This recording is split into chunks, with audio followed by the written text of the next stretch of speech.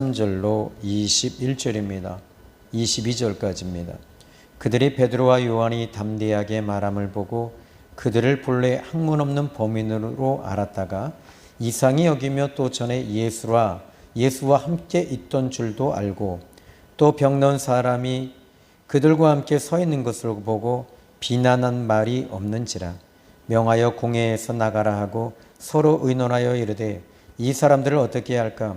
그들로 말미암아 유명한 표적이 나타난 것이 예루살렘에 사는 모든 사람에게 알려졌으니 우리도 부인할 수 없는지라. 이것이 민간에 더 퍼지지 못하게 그들을 위협하여 이후에는 이 이름으로 아무에게도 말하지 말게 하자 하고 그들을 불러 경고하고 도무지 예수님의 이름으로 말하지 말고 가르치지도 말라 하니 베드로와 요한이 대답하여 이르되 하나님 앞에서 너희의 말을 듣는 것이 하나님의 말씀을 듣는 것보다 옳은가 판단하라. 우리는 보고 들은 것을 말하지 아니할 수 없다 하니 관리들이 백성들 때문에 그들을 어떻게 처벌할지 방법을 찾지 못하고 다시 위협하여 놓아주었으니 이는 모든 사람이 그 된 일을 보고 하나님께 영광을 돌림이라. 이 표적으로 병 나은 사람은 40여세나 되었더라. 아멘. 이 공회에 서서 공회 이스라엘 최고 의결기관입니다. 그러니까 법정 중에서도 최고 법정이죠. 그래서 그 안에는 이제 장로들과 제사장과 그리고 서기관 또 그 외에 이제 아주 중요한 의결을 할 수 있는 사람들이 모여서 사람을 이 정치사범, 종교사범 또 이단들 이런 사람들을 이 판결을 내리는 것이 산헤드린 공회입니다. 그런데 이 산헤드린 공회에 그 처벌을 받은 사람이 있다면 이 신약 성경에서 첫 번째가 바로 예수님이 산헤드린 공회에 서셨었습니다. 두 번째로는 바로 이 사도행전 6장 15절의 말씀을 보시면 사도행전 6장 15절에 공회 중에 앉은 사람들이 다 스데반을 주목하여 보니 그 얼굴이 천사의 얼굴과 같더라. 그래서 스데반 집사를 그 직결 사형 선고를 내린 것입니다. 이 산헤드린 공회에서 한 일입니다. 그리고 또 이제 이 세 번째로는 이 사도행전 23장에 보시면요. 사도행전 23장에 1절입니다. 바울이 공회를 주목하여 이르되 여러분 형제들아 오늘까지 나는 범사의 양심을 따라 하나님을 섬겼노라 하거늘 이렇게 말해요. 그러니까 이 바울도 지금 그 공회에 서서 아주 시각을 다투고 또 생명이 어떻게 될지 모르는 그런 공회에 섰던 것입니다. 예수님은 이 공회에서 결국 사형 선고가 내려지고 십자가 처형이 됐습니다. 스데반 집사는 돌로 맞아 죽는 이 처벌을 받게 된 거죠. 그리고 바울은 이 공회에서 지금 이 함부로 할 수 없었던 것 중에 하나가 뭐냐면 이 사람은 로마인이었습니다. 그래서 그를 이달리아 백부장을 통해서 로마로 압송해야만 했습니다. 그런데 이 부분에 대해서 이스라엘 백성들은 지금 이 유대인들은 특히 이 제사장과 이 산헤드린 공회에서는 젊은 사람들을 통해서 바울을 암살하려고 했습니다. 그런데 그게 뜻대로 됩니까? 이 바울은 하나님께서 사명을 준 사람이에요. 어떤 사명이냐면 처음 그가 다메섹에서 아나니아에게 안수를 받고 그리고 비늘이 떨어지면서 이 사람은 가이사 앞에 서야 될 것이다. 그리고 내 이름을 이방인들에게 전파할 사람이다. 여러분 이게 있어요. 사명자는 그 사명이 이루기까지는 절대 죽지 않습니다. 그런데 이 사명자들의 특징이 있습니다. 여러분 기도하는 사람들이라고 말씀을 드렸습니다. 그리고 그 사명이 자기 목숨보다 더 중요하다는 것을 알고 있는 사람들이에요. 그리고 자기 자신이 결단한 이 부분에 대해서는 자기 목숨까지 내어놓으면서 하나님 앞에 그 사명을 이루는 사람입니다. 자, 오늘 이제 이 사도행전 3장과 이 4장은 이 엄청난 사건이에요. 우리가 그냥 안전뱅이 일으키면서 뭐 영적인 안전뱅이 일으키자 예수님의 이름으로 지금도 일어난다, 이 정도로 끝나는 내용이 아니에요. 왜냐하면 미문 앞에 안전뱅이의 사건은 이 유대인들과 대제사장과 제사장과 서기관과 그리고 바리새인들뿐만 아니라 이 장로들에게도 상당히 이 부분은 충격적인 사건이었습니다. 그래서 이 지난 시간에 이제 사도행전 4장 이 앞에 말씀을 보면서 베드로가 말씀을 전하는 이 사건이 3장과 이 4장에서 베드로가 이제 말씀을 전하는데, 오늘 이 말씀을 좀 보시면 13절입니다. 제가 읽어 드리겠습니다. 오늘은 이제 이 본문이죠. 그들이 베드로와 요한이 담대하게 말함을 보고 그랬어요. 여기 담대하다라는 말이 뭐냐면 그들을 두려워하지 않는 것을 의미하죠. 그런데 제가 이 헬라어 이 그리스어를 보니까 파흘레시아라고 하는 단어를 쓰고 있어요. 우리나라 그 한글 개역 성경에는 기탄 없이 말하다라는 뜻입니다. 기탄 없이 말하다라고 번역을 했고요. 그런데 파흘레시아라고 하는 이 말은 이 막힘없이 자신 있게 지혜롭게 조리 있게 이렇게 말했다는 것입니다. 그런데 여기서 지금 이 베드로가 막힘없이 지혜롭게 자신 있게 말할 수 있었던 힘이 어디 있을까요? 그런데 여기 이 말씀을 보면은 이 13절입니다. 그들을 본래 학문 없는 범인으로 알았다가 그래요. 왜냐하면 이 사람들은 베드로와 요한 자체는 이 어부잖아요. 근데 학문 없는 평범한 사람으로 알았다는 것입니다. 그런데 여기 이들은 학문 없는 베드로와 요한이 이렇게 말을 기탄 없이 잘하는 걸 본 거예요. 이 유대인들은요, 어렸을 때부터 논쟁을 좋아하고 또 대화하는 걸 좋아하고 또 서로 이야기하는 걸 참 좋아합니다. 그리고 하나님에 대한 스토리, 구약 성경에 대한 스토리, 모세 오경에 대한 스토리, 또 그 외에도 탈무드, 미드라시, 뭐 이런 이야기들을 삶의 이 잠언, 지혜, 또 이런 것들에 대해서 그들은 아주 이 말을 정말 잘하는 사람들이에요. 그러니까 어느 나라 민족, 어느 민족에게서 찾아볼 수 없는 아주 이 독특한 색깔을 가지고 있는 민족들입니다. 그런데 그들은 이렇게, 특히 종교 지도자들은 얼마나 말을 잘할까요? 종교 지도자들은 정말 말을 더 잘했을 거예요. 왜냐하면 서기관 같은 경우에도 지금 이 산헤드린 공회에 같이 참석할 수가 있거든요. 이 성경을 계속 쓰는 사람들이에요. 그러니까 이 성경에 대해서 아주 능통한 사람들이라는 것도 알 수 있어요. 그런데 그들 앞에서 지금 베드로와 요한이 이 복음을 전하고 말씀을 전하는데 그들이 아주 잘 아는 성경을 가지고 이야기하고 있었다는 것이죠. 그러니까 지금 이들은 이 자체도 지금 안전뱅이가 일어난 사건도 골치 아파 죽겠는데, 그런데 그것이 안전뱅이가 일어난 사건이 예수님의 이름으로, 지금 예수님의 이름으로 이 안전뱅이가 일어난 이 사건이 그들에게는 예수님이 어떤 분이십니까? 그들이 죽였잖아요. 죽인 예수님이 이름으로 일어나고 있다는 거예요. 그러니까 이들은 더 골치가 아픈 거죠. 담대하게 그들은 말했습니다. 그런데 이들은 또 한 가지가, 이 말만 만약에 베드로와 요한이 이 설교하고 이야기하는 것으로 계속 논증하면서 접근했다면 베드로와 요한도 아마 이 산헤드린 공회에서 죽임을 당했을 거예요. 아마 순교를 당했을 겁니다. 그런데 9절로 11절, 12절의 말씀을 보면 한마디로 말하자면 지금 이 베드로와 요한을 이 안전뱅이가 일어났다는 것입니다. 이것이 그들이 함부로 하지 못했던 것이고요. 또 이 베드로와 요한이 담대하게 말하는 것을 봤다. 근데 이렇게 기탄 없이 지혜롭게 이야기하는 것을 보면서 그들은 이 비밀이 무엇인지를 몰라요. 그 비밀이 어디에 있습니까? 베드로와 요한의 비밀이 어디 있을까요? 바로 4장 8절의 말씀을 보시면 이에 베드로가 성령이 충만하여 라고 말하고 있습니다.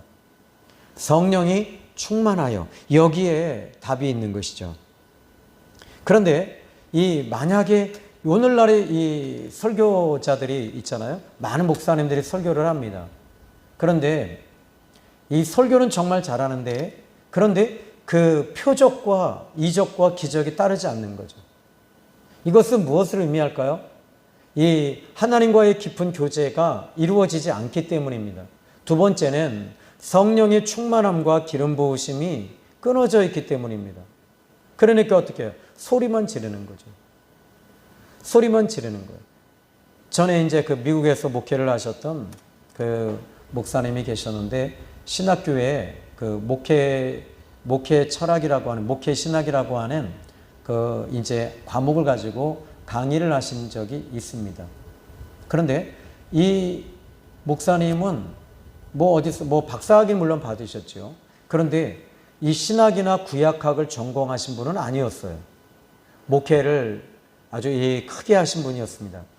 그런데 제가 그분이 이제 그 채플 시간에 그분의 설교를 들었는데, 그분의 설교를 듣는데 별반 말씀 속에서 비밀을 끄집어내거나 우리가 생각하지 못한 그런 것들을 끄집어내시지는 않더라고요. 근데 예수님에 대한 이야기를 하는 거예요. 근데 신기한 일이 벌어지는 거죠. 뭐냐면 그 신학생들이 울기 시작을 해요. 그리고 제 가슴이 막 뜨거워지는 거예요. 이게 도대체 무엇일까? 바로 그분은 살아계신 예수님을 증언하고 있었던 것입니다. 증거자가 되었던 것입니다. 설교자가 아니라 증거자가 되어야 된다는 겁니다. 여러분들도 마찬가지입니다. 예수님의 증인이 되십시오. 예수님을 증거하는 증거자가 되기를 바랍니다. 저도 마찬가지입니다. 이 본문의 말씀을 통해서 예수님을 증거하는 증거자가 될 때 예수님께서는 지금도 역사하시죠. 마가복음 16장의 말씀을 보시면은 이 부활하신 예수님께서 이제 마가복음 16장을 한번 열어볼까요? 같이 한번 열어봅니다. 자, 마가복음 16장에 이렇게 이야기를 합니다.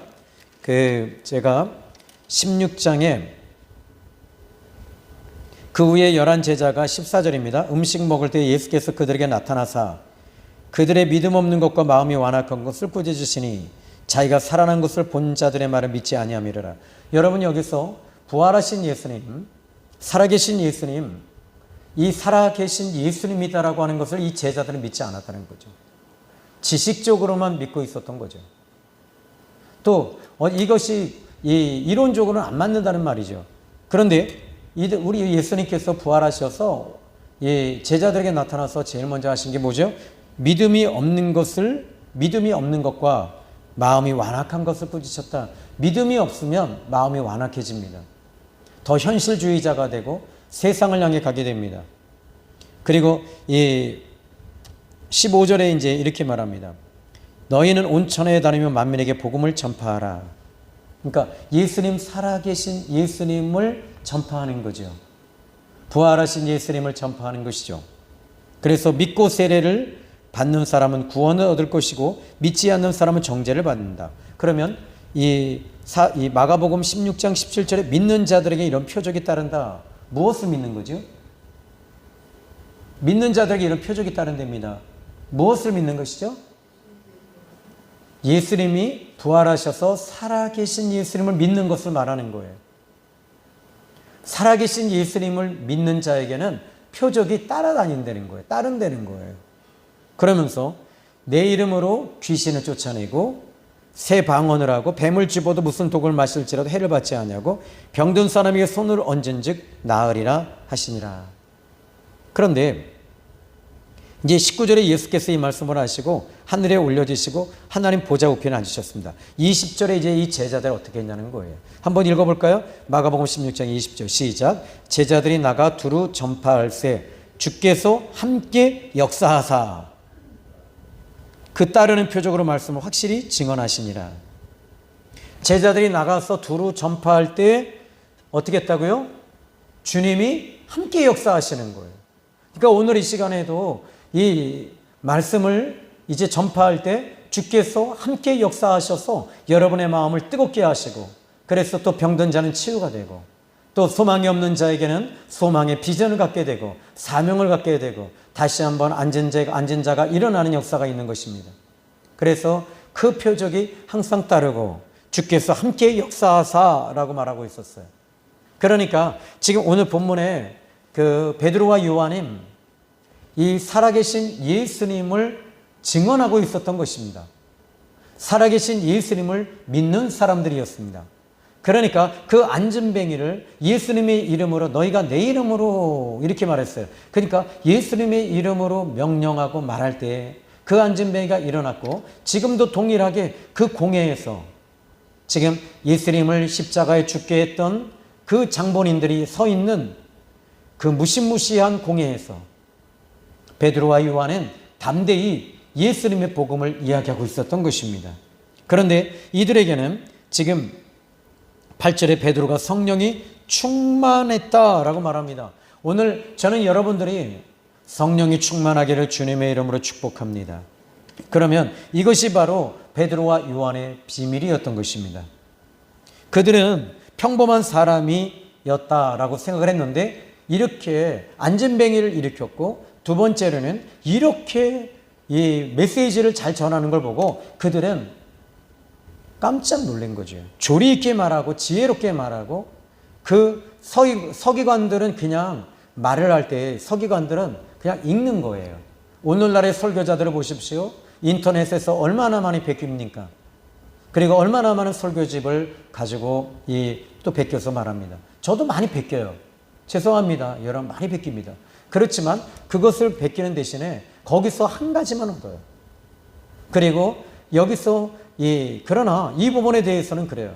이 본문의 말씀에 항상 충실하려고 해요. 본문의 말씀에서 충실할 때 주님이 함께 역사하시는 거예요. 저는 그렇게 믿어요. 여러분 이 성경을 있는 그대로 믿습니다.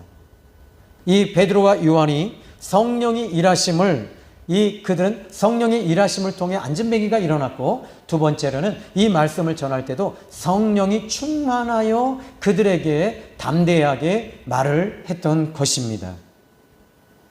자, 요한복음 14장 26절에 예수님께서 말씀하십니다. 이 제자들에게 보혜사 곧 내 아버지께서 내 이름으로 보내실 성령 내가 너에게 말한 모든 것들을 생각나게 하시고 생각나게 하시리라. 또 기억하게 하시리라. 이렇게 말씀하셨습니다. 이 제자들은 이 베드로와 요한은 예수님이 하신 말씀들이 생생하게 떠오르는 거예요. 여러분이 기도할 때도 마찬가지입니다. 기도하는 가운데 하나님의 말씀이 툭툭 떠오를 때가 있을 거예요. 그 말씀이 여러분 거기까지는 안 떠올라요? 그러면 여러분들이 기도하실 때 찬송가가 떠오를 때가 있지 않나요? 그럼 이것도 아니고 저것도 아니고 그러면 뭡니까? 이 TV 프로만 떠오릅니까? 여러분들이 오늘 이 시간에 기도하는 중에 이렇게 떠오르게 돼 있어요. 그때 이것은 바로 성령께서 기억나게 하시고 생각나게 하시는 것임을 믿으시기 바랍니다. 요한복음 15장 15절에 예수님께서 이제부터는 너희는 종이라 하지 아니하고 종은 주인이 하는 것을 알지 못한다. 너희를 친구라 했는데 내가 나의 아버지께 듣는 것을 다 너희에게 알게 하겠노라. 예수님께서 아버지께 들은 것을 너희에게 이제 다 알려주시리라 이렇게 말씀하시는 거예요. 그러니까 이 베드로는 그 산헤드린 공회에서 어떻게 보면 저는 그래요. 목사님들에게 설교하는 것이 결코 쉬운 일은 아니에요. 그죠? 그런데 이 베드로와 요한은 이 목회자들, 산헤드린 공회, 대제사장 이 사람들을 본 게 아니에요. 바로 주님의 뜻을 전하고 복음을 전하는데 온 힘을 다했던 것입니다. 성령이 충만했던 것입니다. 오늘 저는 여러분들이 어떤 문제에 사로잡히지 마시고 그 문제를 해결하시는 주님을 바라보실 때 그 문제는 아무것도 아닌 것처럼 지나가게 되고 아무것도 아닌 것처럼 없어지게 되고 소멸되어지게 됩니다.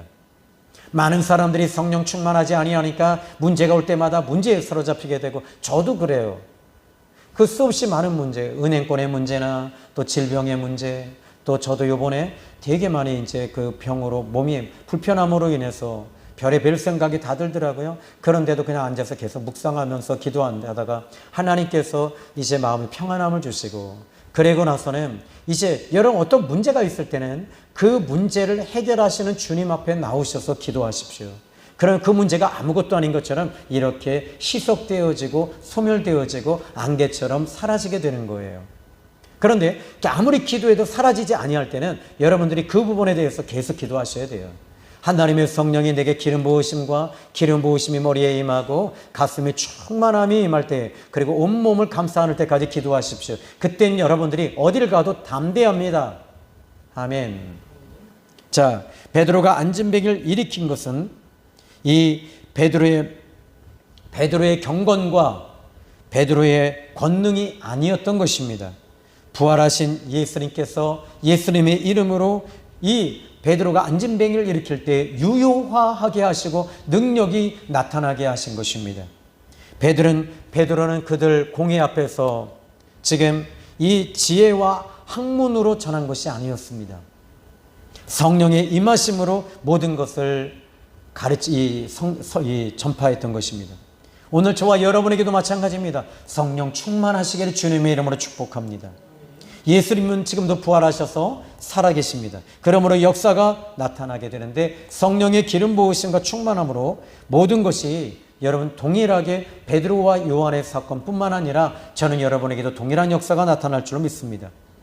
사도행전 4장 12절에 우리가 지난 시간에 암송했지요. 다른 이로서는 구원을 받을 수 있는 이름을, 이 천하 사람 중에 구원을 받을 만한 다른 이름을 우리에게 주신 일이 없음이라 하였더니 아멘.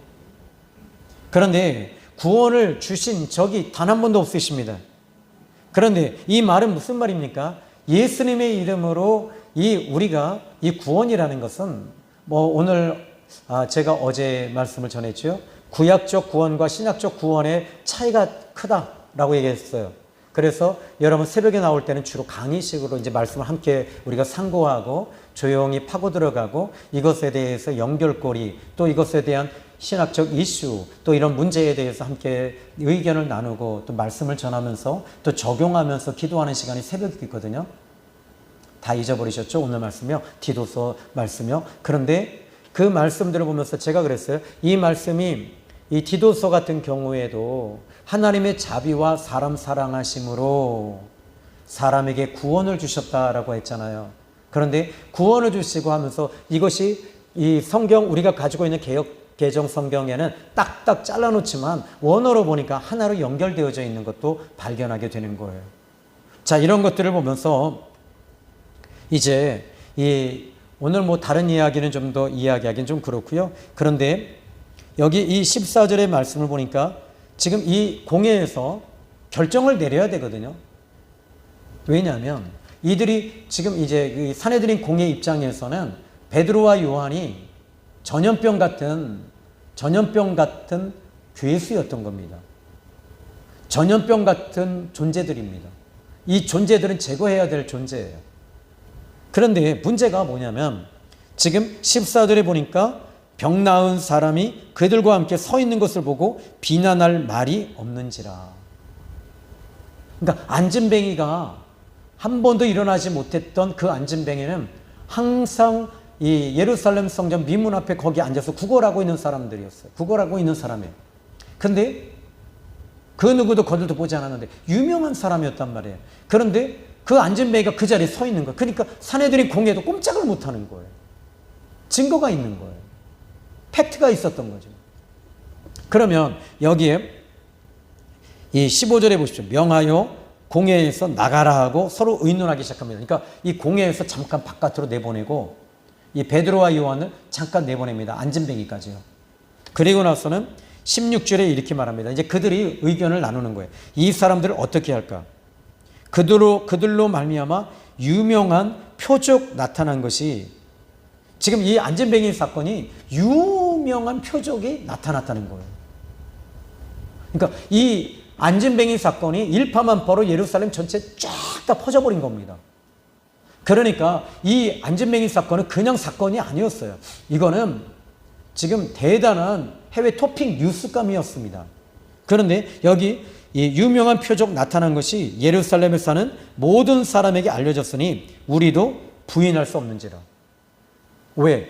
지금 예수님의 이름으로 했을 때 안진뱅이가 일어나지 않아야 되는데 안진뱅이가 일어나 버린 거예요. 그런데 더 골치 아픈 것은 예수님의 이름에 대해 예수님이 그리스도시며 하나님이시며 그분이 지금 이 안진뱅이를 일으키셨다고 하니까 더 골치 아픈 거예요.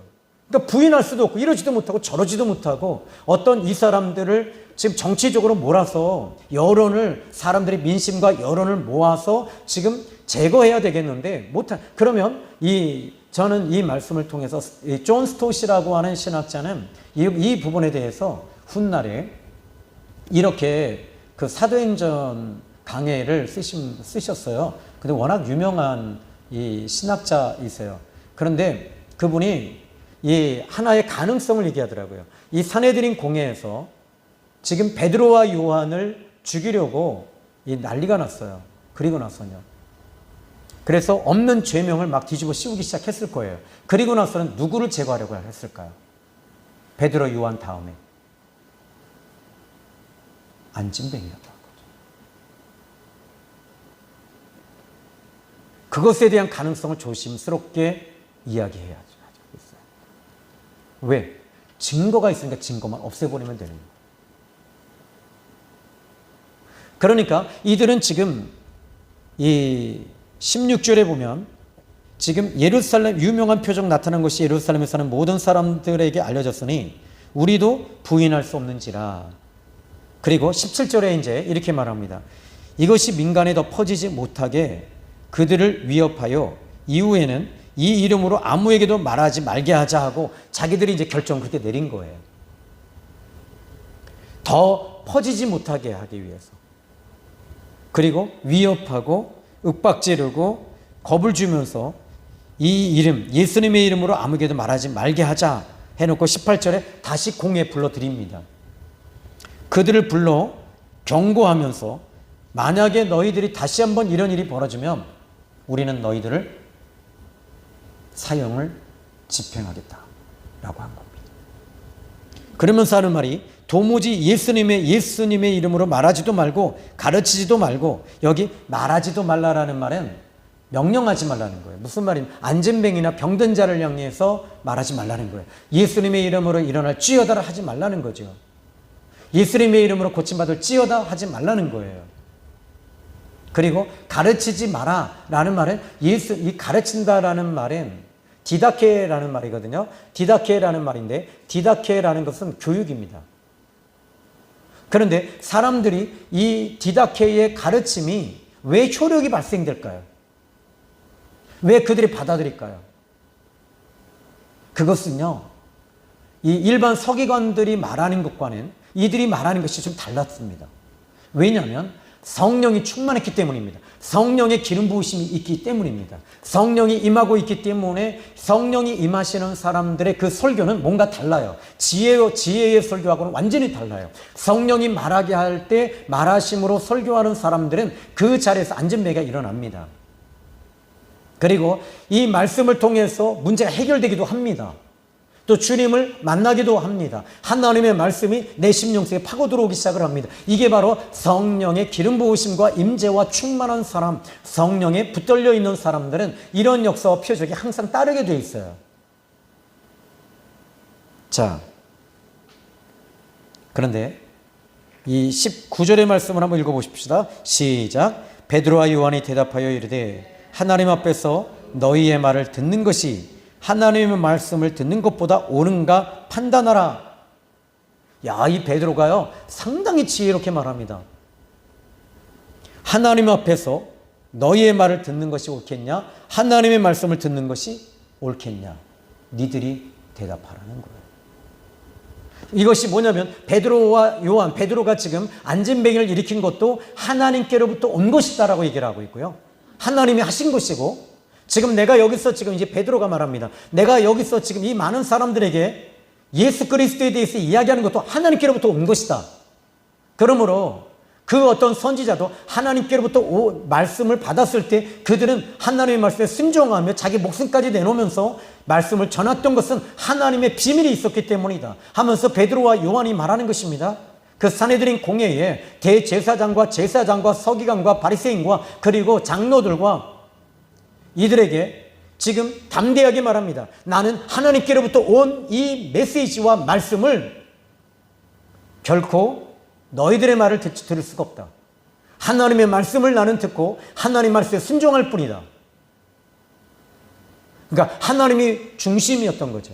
여러분 신앙생활에서 왜 우리가 흔들리는 줄 아십니까? 왜 딜레마에 빠지는 줄 아십니까? 그것은 여러분들이 하나님과 세상과 그리고 나 중심에서 여러분들이 이것이 정확한 라인과 중심에 서지 않았기 때문입니다. 하나님 중심, 예수 중심, 복음 중심, 예수 부활 십자가 중심으로 딱 서 있을 때는 여러분들이 요동하지 않아요. 여러분이 이 어떤 사람들이 이 나를 어떻게 평가하느냐, 그거는 중요한 게 아니에요. 하나님이 나를 어떻게 보고 계십니까? 하나님이 여전히 여러분들을 사랑하십니다. 아멘. 하나님은 지금도 저를 사랑하시고 여러분도 사랑하십니다. 그러므로 여러분, 그 사랑하는 하나님의 자녀들이 하나님의 시야를 가지고 하나님이 원하시는 그 중심에 서서 가는 것이 옳지 않겠습니까? 이번 한 주간의 중간에 이 수요 예배 때 저는 짧은 메시지이지만 이 메시지 속에서 베드로와 요한이 분명하고 확고한 반석 위에 서서 하나님의 말씀에 순종하는 것이 옳다.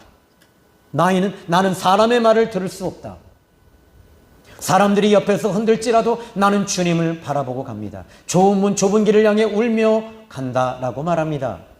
주기철 목사님의 그 찬송가 보십시오. 서쪽 하늘 붉은 노을. 그지요? 참 은혜되잖아요. 모판을 걸어갈지라도 거기서 예수님을 찬양하며 걸어가셨던 주기철 목사님. 저는 여러분들에게도 우리 예수님도 하나님께 이 십자가를 지시기 전에 그 십자가 사건이 얼마나 큰 사건입니까? 발가벗겨서 분명히 십자가 매달릴 텐데요. 이 속옷 하나 걸치지 않고 그냥 다 발가벗겨 버리는 거예요. 그리고 십자가에 달렸을 때 치욕스럽거든요. 근데 예수님은 치욕을 느끼지 않으세요. 왜요? 하나님 앞에 하나님을 바라보고 비치시기 때문이었어요. 오늘 저는 여러분들이 하나님 중심이 되시기를 바랍니다. 그래서 오늘 베드로와 요한이 대답하여 이르되 하나님 앞에서 너희의 말을 듣는 것이 하나님 말씀 듣는 것보다 옳은가 판단하라. 그리고 20절에 말합니다. 그들에게 질문을 던져놓고 그러면 우리는 어떻게 할 것이냐? 우리는 보고 들은 것을 말하지 아니할 수 없다. 근데 이 베드로가 과거에는 어떤 사람이었습니까? 예수님이 십자가에 잡히셨을 때 그렇게 내가 주를 부인하지 않겠습니다 라고 했던 이 베드로가 예수님이 이제 빌라도의 뜰 또는 헤롯의 뜰에 탁 가야바의 뜰에 탁 갇혔을 때 어떤 사람이 말합니다. 너도 저 예수와 함께 있어도 그의 당이로다라 했을 때 나는 저 자는 몰라. 나는 저 자는 몰라. 닭이 2번 울 때 3번씩이나 나는 저 자를 몰라 했던 베드로였어요. 환경에 휩쓸려 버렸어요. 그런 베드로였는데 이제는 그 사내들인 공회, 그 무시무시한 공회 앞에서 그는 말합니다. 내가 보고 들은 것을, 내가 붙잡고 있는 것을 절대 놓을 수 없으니 나는 말하지 아니할 수 없다. 나는 예수 그리스도의 복음을 전할 수밖에 없다. 이겁니다. 저도 여러분 길거리 나가는 이유는 하나입니다. 교회를 부흥시키기 위해서요? 아니요. 그렇지 않아요. 제가 만난 예수님을 이야기하는 것밖에 없어요. 여러분들도 예수님을 만나셨습니까? 예수님을 믿으십니까? 이왕이면 우리 크게 아멘 합시다. 아멘. 근데 너무 부담스러워하지는 마시고 안 되면 옆집 앞에 있는 옆집에게 떡 좀 갖다 주시고 그래서 이 떡을 지금 어떤 행사가 있어서 떡을 행사는 무슨 행사예요? 저기 앞집에 있는 떡집에서 사갖고 왔는데 그러면서 어떻게 하냐면 이상하게 드리고 싶은 생각이 자꾸 들었어요. 그리고 나서 그 다음에는 이제 떡 다음에는 이제 빵을 샀는데 덤으로 더 주네. 덤으로 주기는요. 어떤 빵집에서 덤으로 줍니까? 그런데 그 빵을 딱 사서 기도하고 나서 이 빵을 덤으로 주는데 이거 제가 기도하는 가운데 자꾸 생각이 나서 그래서 드려요. 여러분 요렇게 근데 기도하는 가운데 근데 성령께서요 그때 역사를 하시더라고요. 예수님 믿으세요? 그렇게 묻는다고요. 예, 예수님 믿어요. 그리고 나서 자꾸 이상하게 또 이 자매님을 위해 기도하게 하셔요 라고 한다든지 해서 여러분들이 복음을 전하시길 바랍니다. 거창하게 서울역 저는 서울역에서 지하철역에서 청량역에서 막 전하다가 잡혀가기도 하고 했는데, 그런데 지하철역에서 끌려가기도 하고 막 이 통일교 그거 다 필요 없더라고요. 여러분들이 진짜는 여러분들이 예수님을 증거하고 증언하는 거, 예수님을 만나셨잖아요. 여기 말씀 그대로 보셨잖아요. 보셨잖아요. 아멘 할 때까지 갑시다. 까짓거. 예수님을 보셨잖아요. 믿음으로 보고 있잖아요. 예수님의 말씀을 듣고 있잖아요. 그러면 어떻게 말하지 아니할 수 없잖아요. 아멘. 그랬더니 21절에 이렇게 말합니다. 관리들이 백성들 때문에 그들을 어떻게 처벌할지 방법을 찾지 못하고 다시 위협하여 놓아주었으니 이는 모든 사람이 그 된 일을 보고 하나님께 영광을 돌림이라라. 그리고 22절에 이 표적으로 병 나은 사람은 40여세나 되었더라. 왜 이 말을, 지금 22절에 왜 이 말을 할까요? 어렸을 때, 만약에 어렸을 때에 안진뱅이가 치유가 됐다면 자연치유라고 믿을 수 있어요. 도저히 사람의 방법으로는 일어날 수 없는 그 안진뱅이를 강조하고 있는 거예요. 그래서 22절에 이렇게 이야기를 하고 있습니다. 오늘은 여기까지고요. 여러분, 이번 한 주간도 여러분들이 오늘은 우중에 있는데 비가 오는데 그럼에도 불구하고 예배 많이 나오셔서 감사하고, 그러나 여러분들이 살아계신 예수님을 우리는 믿고 보고 듣고 교제를 나누고 있습니다. 그런데 이것이 이 어떤 관념적이고 이 관념적인 차원으로 우리가 이 믿고 보고 들은 것이 아닙니다. 이것은 바로 이 성령께서 우리에게 이 보게 하시고 믿게 하시고 듣게 하시고 성령께서 역사하시는 강력한 역사가 우리 가운데 나타나면서 이게 믿어지게 되는 거예요. 할렐루야. 이제 저는 결론을 내리겠습니다. 사랑하는 성도 여러분, 오늘 이 안진뱅이 사건은 대단한 사건이었습니다. 전에 문정동에 있을 때에 있었던 사건인데요.